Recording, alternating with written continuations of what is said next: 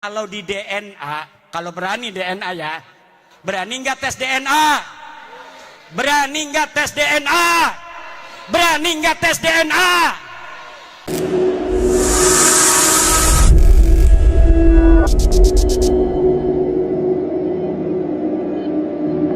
Waman fi ma'nahuma indal ulama wa huwal masyayikh.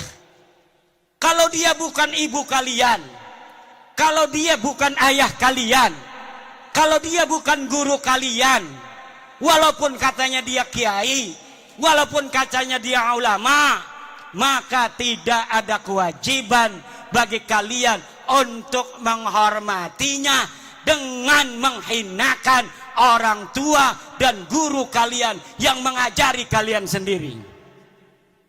Artinya, apabila ta'arud antara menghormati orang tua dengan menghormati ulama itu, maka orang tua harus didahulukan terlebih dahulu. Sekarang ini doktrinnya beda. Kalau engkau mencintai cucunya Rasul, walaupun ibumu sakit, maka engkau harus hadir apabila ada panggilan juang. Kalau ada panggilan jihad. Jihad apa? Negeri kita ini sedang tenang, saudara.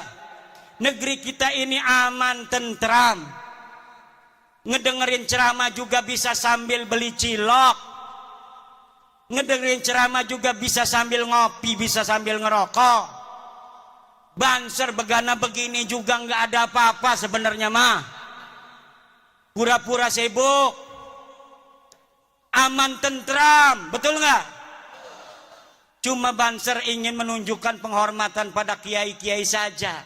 Sebenarnya nggak ada apa-apa.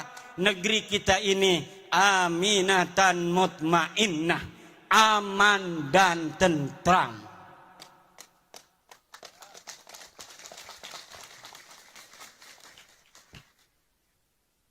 Ini pelajar-pelajar Ibnu kenapa ngeliatinya begitu? Apalagi mikir ini punya istri belum ya?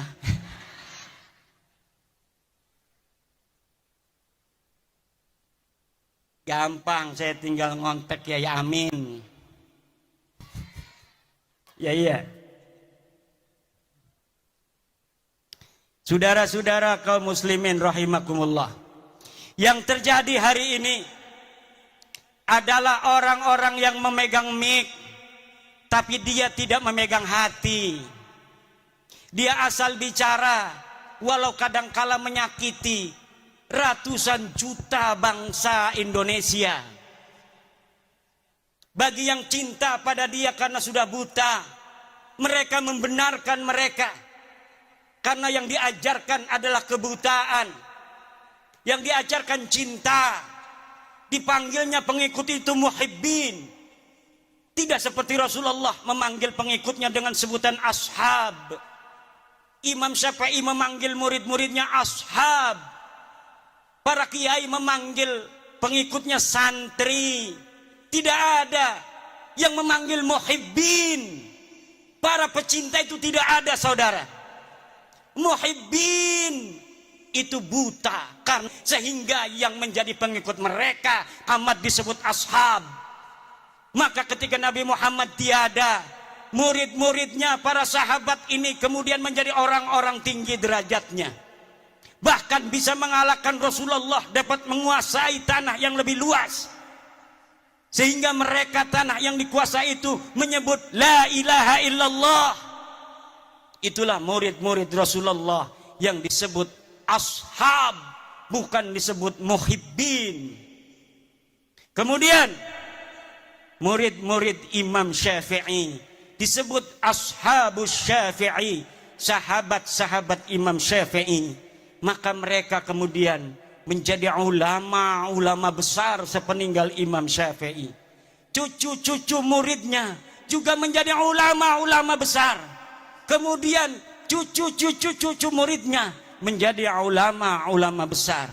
Mereka yang disebut sebagai ashab adalah mereka yang dididik untuk lebih mulia dan lebih pintar dari gurunya. Sementara mereka yang disebut muhibbin hanya dijadikan anak buah yang untuk mengorbankan diri bagi yang dicintainya.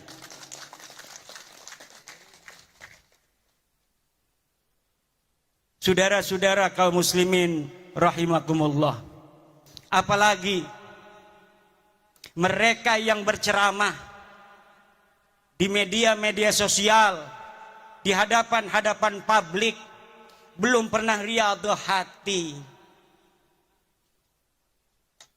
belum mencapai syarat yang sempurna.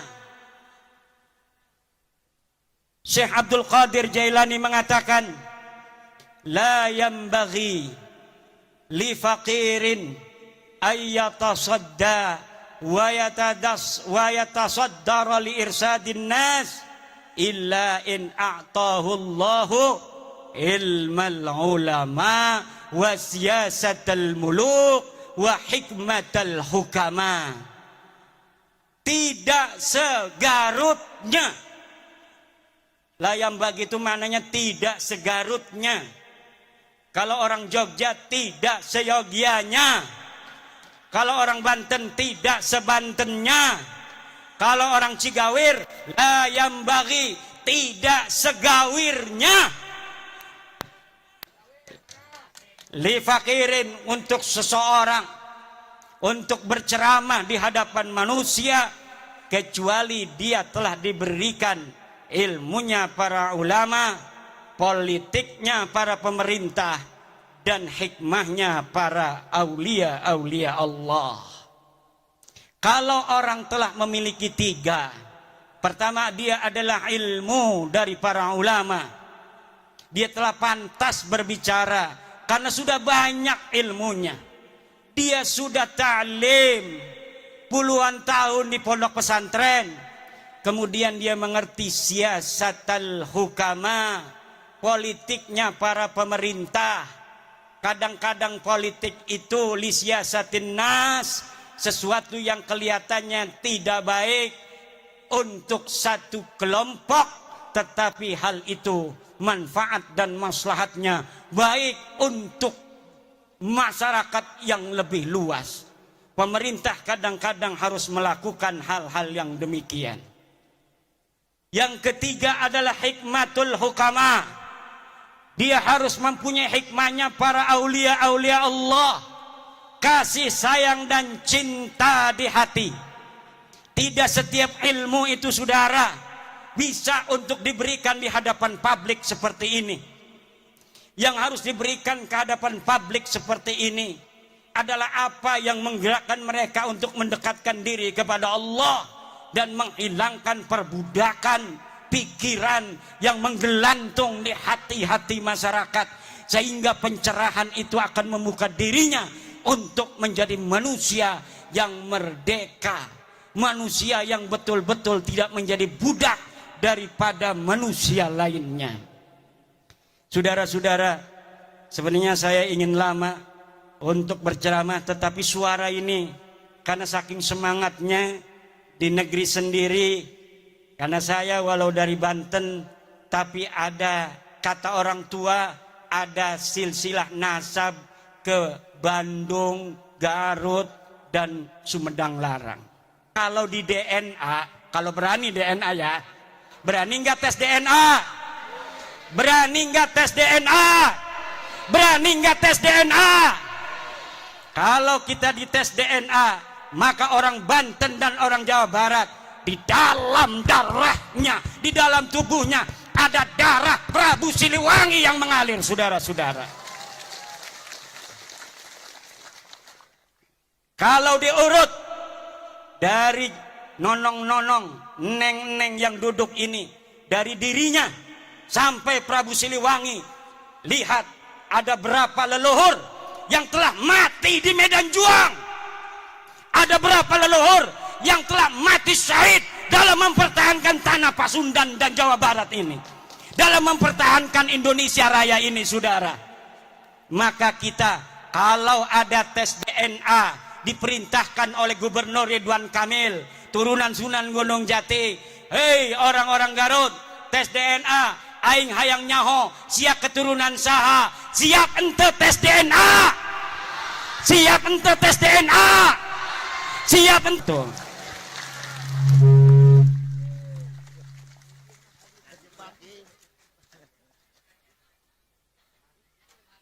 Alhamdulillah, alhamdulillah wa syukur.